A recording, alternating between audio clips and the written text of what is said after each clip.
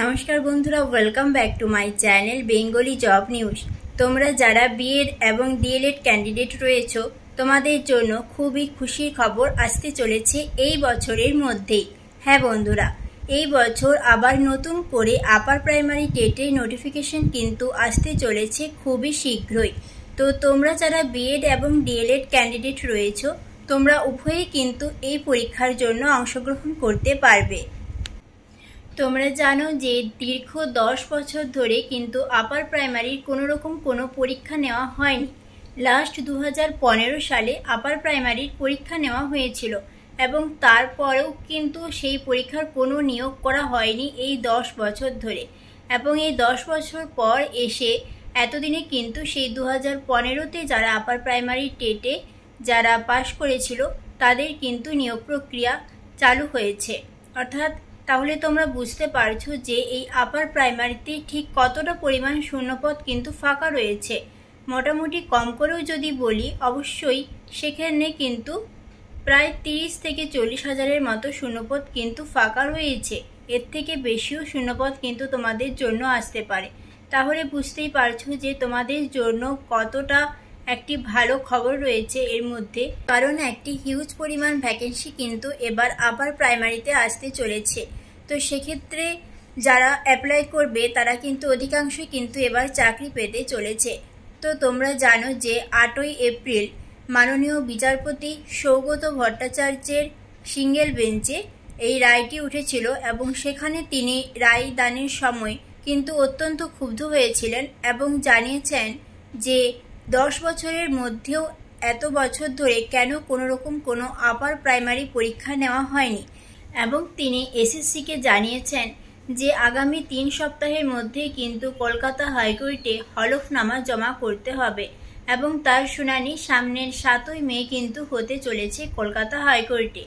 তো এবার আপার প্রাইমারির এক্সামে কী ধরনের হতে চলেছে, কারণ upper primary exam TET exam যেটা রয়েছে, শুধুমাত্র কিন্তু টেট এক্সাম দিলেই কিন্তু সেক্ষেত্রে হবে না। টেট এক্সামের পাশাপাশি তোমাদেরকে সাবজেক্টের পরীক্ষাও কিন্তু দিতে হবে। সাবজেক্টের পরীক্ষা বলতে কি না, সাবজেক্টের পরীক্ষা হলো তোমরা যারা যে বিষয়ে গ্র্যাজুয়েশন করেছো, তো ধরো কেউ বাংলাতে কেউ ইংরেজিতে বা যে বিষয় করে থাকো না কেন, তোমাদেরকে কিন্তু সেই বিষয়ের উপরে একটি সাবজেক্ট টেস্ট দিতে হবে এবং টেট কোয়ালিফাই করার পর এই সাবজেক্ট টেস্টে কোয়ালিফাই করার পরেই তোমরা ইন্টারভিউতে বসার সুযোগ পাবে এবং তারপরে কিন্তু আপার প্রাইমারিতে যেখানে 6ষ্ঠ শ্রেণী থেকে 8ম শ্রেণী পর্যন্ত পড়ানো হয় সেই স্কুলের শিক্ষক এবং শিক্ষিকা পদে তোমরা অংশগ্রহণ করতে পারবে।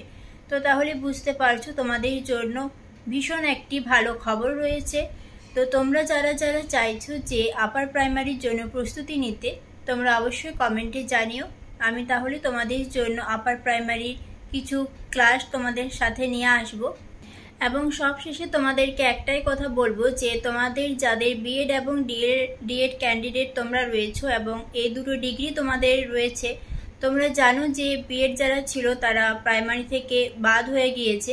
তো তোমাদের জন্য বলবো যে খুবই ভালো খবর, কারণ তোমরা যদি এই আপার প্রাইমারিতে অংশ নাও সেক্ষেত্রে হিউজ পরিমাণ ভ্যাকেন্সি কিন্তু অবশ্যই তোমাদের আসবে এবং তোমাদের চাকরি পাওয়ার যে রাস্তা সেটিও কিন্তু খুবই সহজ হয়ে যাবে। কারণ যেহেতু দীর্ঘ 10 বছর ধরে কোনো নিয়োগ প্রক্রিয়া আপার প্রাইমারিতে হয়নি এবং যেটি বললাম যে কলকাতা হাইকোর্টকে কিন্তু এসএসসিতে বলা হয়েছে যেন কলকাতা হাইকোর্টে 3 সপ্তাহের মধ্যে হলফনামা জমা দেওয়ার কথা। তো সেক্ষেত্রে কিন্তু এসএসসি থেকে অবশ্যই একটি নোটিফিকেশন খুব শীঘ্রই আসার সম্ভাবনা কিন্তু রয়েছে। তো একটি হিউজ পরিমাণ ভ্যাকেন্সির সাথে কিন্তু সেই যে নোটিফিকেশন সেটি আসতে চলেছে। তো তোমরা অবশ্যই এর জন্য প্রস্তুতি নিতে থাকো। তো আজকের ভিডিওটি এখানেই শেষ করছি। ভিডিওটি ভালো লেগে থাকলে অবশ্যই ভিডিওটিতে লাইক কমেন্ট শেয়ার করতে ভুলো না। আর তোমরা কে কোন জেলা থেকে দেখছো অবশ্যই সেটি কমেন্টে জানিও এবং চ্যানেলে নতুন হয়ে থাকলে অবশ্যই চ্যানেলটিকে সাবস্ক্রাইব করে দিও। ধন্যবাদ।